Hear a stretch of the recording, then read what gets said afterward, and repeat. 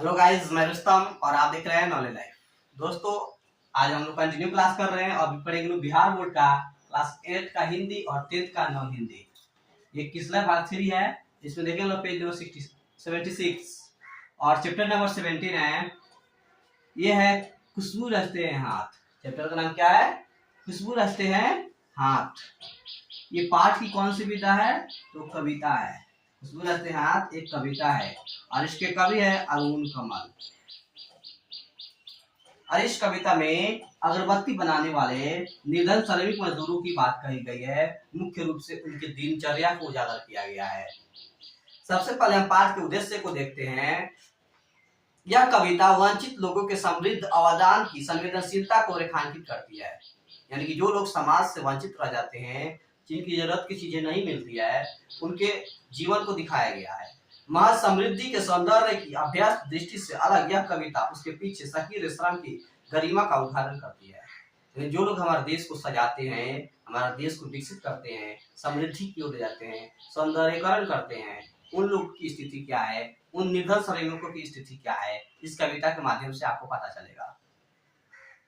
कविता शुरू करते हैं।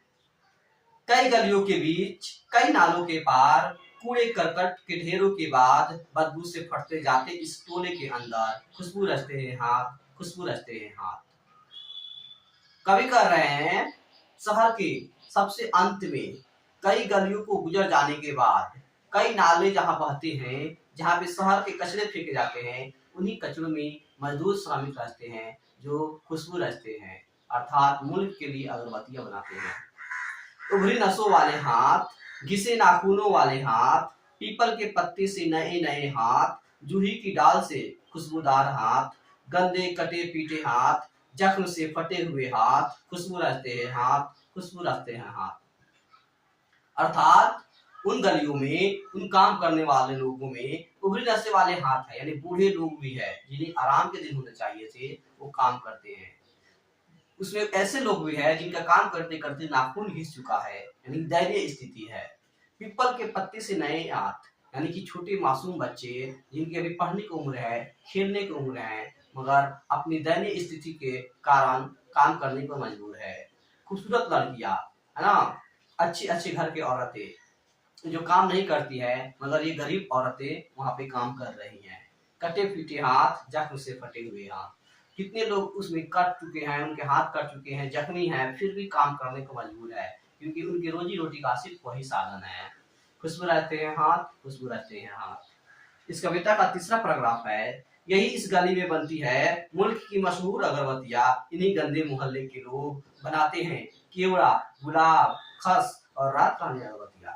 कर मुल्क की जितने भी मशहूर अगरबत्तियां है, उन्हीं गंदे मोहल्ले के लोग, वही गंदे लोग बनाते हैं जो हमारे लिए खुशबू का काम देती है।